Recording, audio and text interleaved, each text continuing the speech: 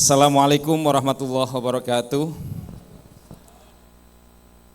Alhamdulillahirabbil alamin. Allahumma sholli ala sayyidina Muhammad wa ala ali sayyidina Muhammad. Rabbi shrah li sadri wa yassir li amri wahlul 'uqdatam min lisani yafqahu qawli. Einstein mengatakan, I never teach my pupil. Saya tidak pernah mengajar siswa saya. Saya hanya menyediakan sebuah lingkungan di mana mereka belajar sendiri.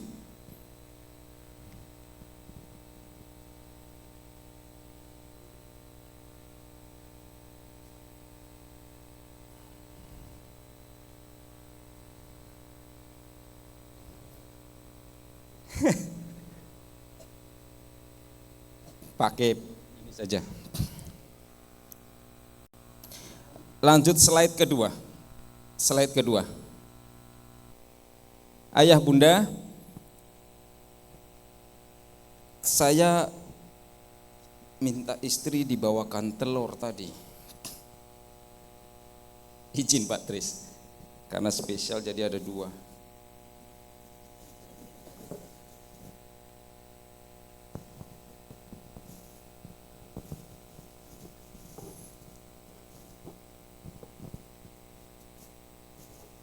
Bapak Ibu, filosofi dari telur adalah when the strength atau power itu datangnya dari luar, the life ends, maka dia pecah dan kehidupan berhenti di situ.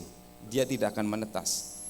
But if the strength comes from the inside, kalau kekuatan itu datangnya dari dalam, maka telurnya sama-sama pecah. But the life begins. Sama dengan anak-anak kita dalam belajar, mau sekeras apapun kita nak pulang dari Atirah, dipanggilkan guru les matematika, bahasa Inggris, bahasa Indonesia, bahasa Jepang, sampai bahasa tumbuh-tumbuhan, les anak-anak Atirah itu. But kalau dari anak kita tidak muncul strength, kemampuan, curiosity untuk bisa belajar, maka rasanya akan sia-sia, gitu ya. Nah, itu mengapa kita mencoba tahun ini dengan tetap berpayung pada ayat-ayat, namanya ayat apa Pak Didin? Sesungguhnya dalam penciptaan langit dan bumi dan pergantian malam dan siang hari itu adalah banyak tanda buat orang yang berpikir. Kita akan menggunakan payung ayat-ayat alam, sains, untuk bisa memacu keingintahuan anak-anak kita. Untuk itu, tadi dijelaskan ya, kita akan mulai, saya sudah minta semua walas, kemudian juga guru Al-Quran untuk memapping kemampuannya dan kita akan target secara individual. Berikutnya, saya coba ya.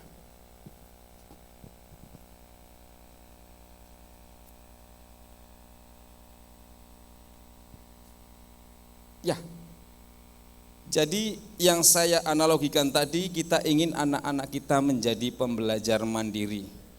Mandiri artinya bunda, salah satunya tidak mesti dengan guru yang menurut ayah bunda hebat. Karena peran guru nanti itu tidak akan banyak. Menyediakan lingkungan fasilitator saja. Untuk menjadi pembelajar mandiri, anak-anak kita bangkitkan rasa ingin tahunya dan harus ada motivasi dari dalam. Itu yang paling utama ya. Tangguh. Lalu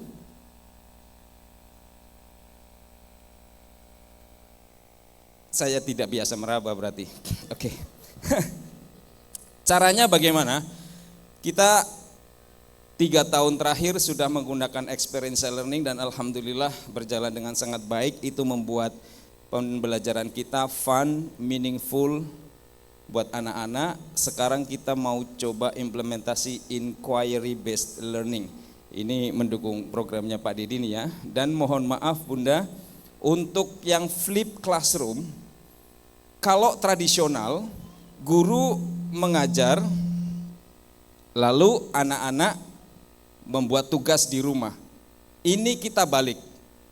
Materi atau video rangkuman kita kirim ke anak-anak untuk dipelajari dulu, baru di kelas mereka akan menggali, mencari resource-resource yang lebih dalam, berkolaborasi dan seterusnya. Itu dengan harapan anak-anak datang ke kelas tidak blank, tidak pada posisi tidak tahu. Mereka tahu apa yang ini. Tapi sekali lagi kami butuh kerjasama orang tua. Karena di kelas 1 sampai 3 kami mengirimkan materinya itu ke ayah bunda. Dan pengalaman 2 tahun karena sudah kita uji cobakan, prosentasenya anak-anak yang belajar dulu masih rendah. Karena orang tuanya tidak menunjukkan ternyata gitu ya, sama-sama ayah bunda, insya Allah. Kemudian, ya, tadi disampaikan jaminan mutu, anggun unggul cerdas. Yang ingin saya sampaikan dan mohon sekali memang itu adalah di pencapaian Al-Quran. Karena Al-Quran tidak mungkin bisa kita capai kalau anak-anak kita hanya membaca dan menghafal di sekolah. Mohon izin Ibu, kami sebetulnya ingin sekali ada gemaji setiap hari, tapi tentu berat juga buat kami, maka di setiap malam Jumat kita ada gemaji. Tapi harapan kami ini menjadi sebuah kebiasaan, culture, anak-anak kita murojaah kembali di rumah. Kalau tidak, kelas 6 yang lalu yang mencapai 2 juz hafal itu hanya di angka 20%. Tapi seperti Pak Wadir tadi bilang, syarat dan ketentuan berlaku, kebanyakan karena di rumah tidak murojaah. Itu ya ya Bunda ya. Jadi sekali lagi buat jadwal bersama, tapi memang orang tua harus ikut ya. Habis maghrib ngaji bersama. Selanjutnya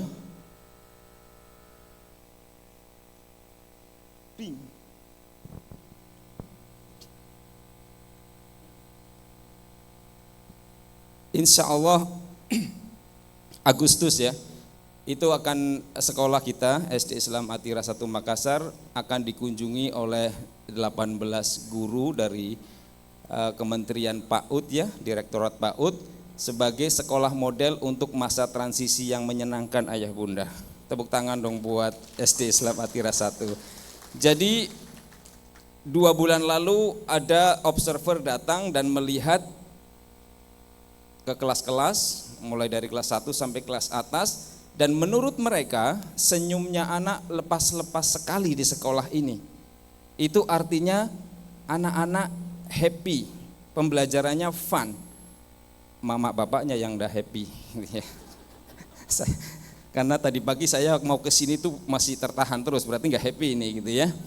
Oke, nah kita akan menjadi piloting untuk itu, dan insya Allah anak-anak khususnya yang kelas 1 itu kita akan videokan dari awal sampai akhir, dan itu nanti akan kita kasihkan kepada Direktorat PAUD Nasional. Mudah-mudahan kita tetap menjadi sekolah transisi PAUD yang menyenangkan.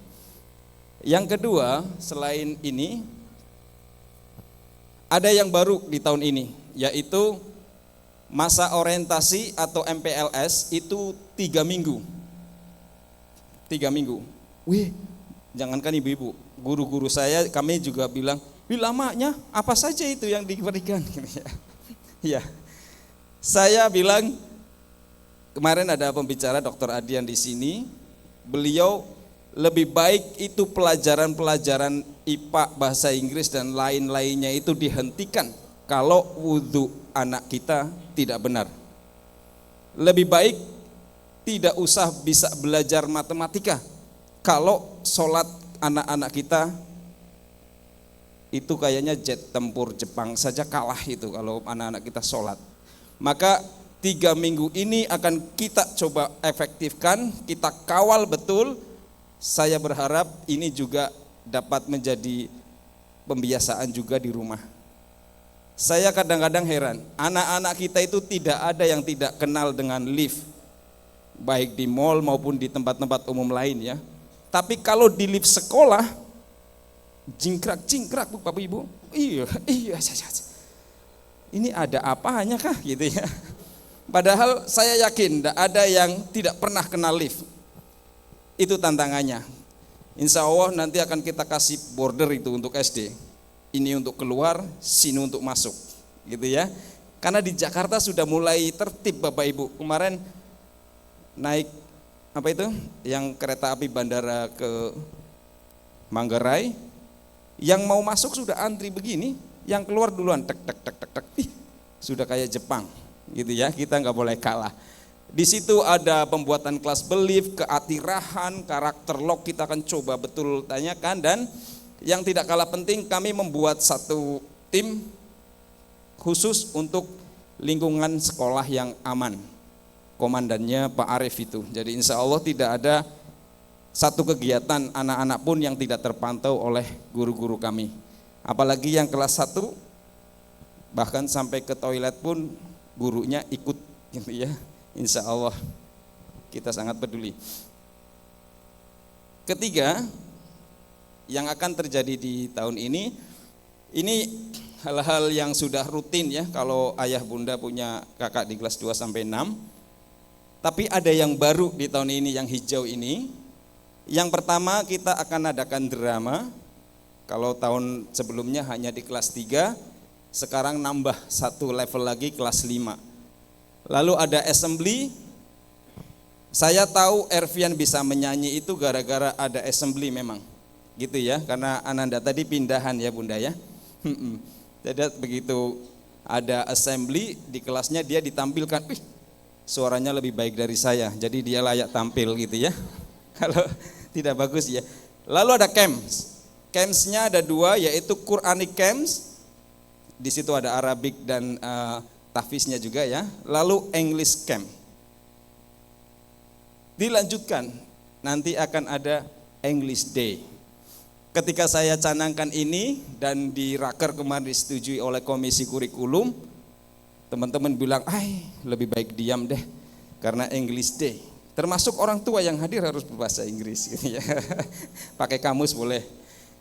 Ada mental health juga. Kita khawatir ya perkembangan psikologis anak-anak, mereka harus kita begali dengan positif anger management, positif behavior management dan seterusnya. Dan yang menarik lagi, sebulan sekali anak-anak dan guru akan berpakaian santri. Jadi Pak Hasan pakai peci, batik, sarung. Gitu ya. 1 bulan sekali ya. Kita akan 1 bulan sekali. Nanti kalau anak-anak nyaman setiap hari juga enggak apa-apa. Yang penting anak-anak nyaman gitu ya. Oke.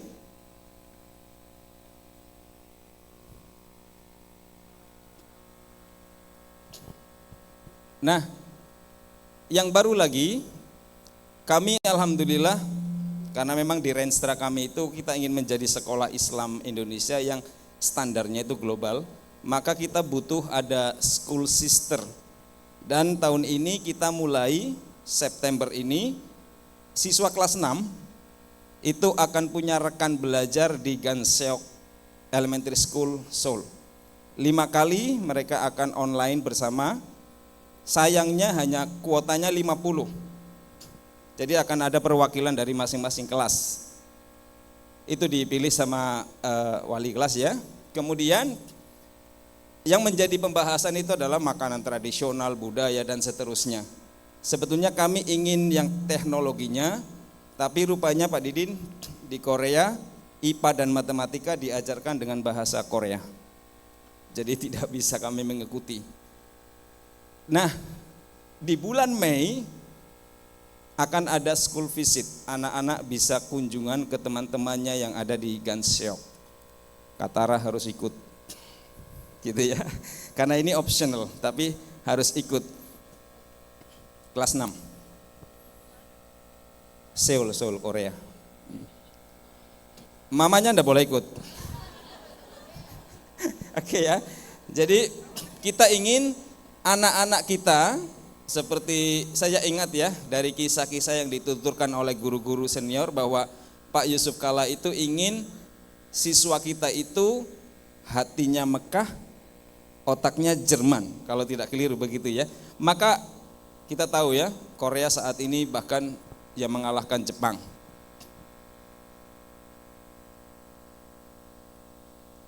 Kurang pas kayaknya Mas ya. Kita dengar video ini dulu. Era digital dan perubahan lifestyle ini, untuk bisa menang dalam kompetisi, kita hanya perlu lebih efisien dan lebih produktif dari orang lain. Siapa yang lebih produktif dan lebih efisien dari orang lain dulu pasti jadi champion, jadi pemenang. Kita ingat Jepang, tahun 80-90-an, dia menguasai dunia, termasuk Amerika pun, quote unquote dia jajah secara ekonomi. Kenapa?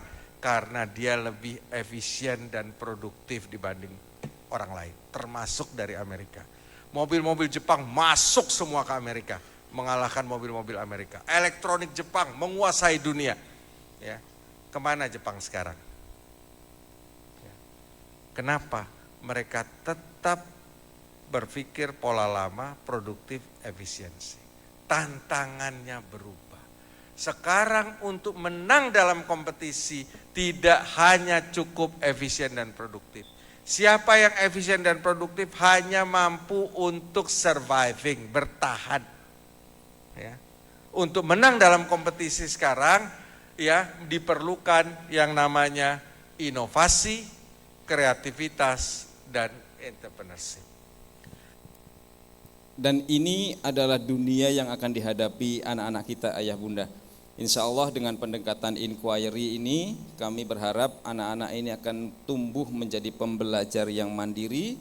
Mereka kemudian menjadi orang yang mampu berpikir kritis, inovatif, dan memiliki jiwa ulet seperti pengusaha.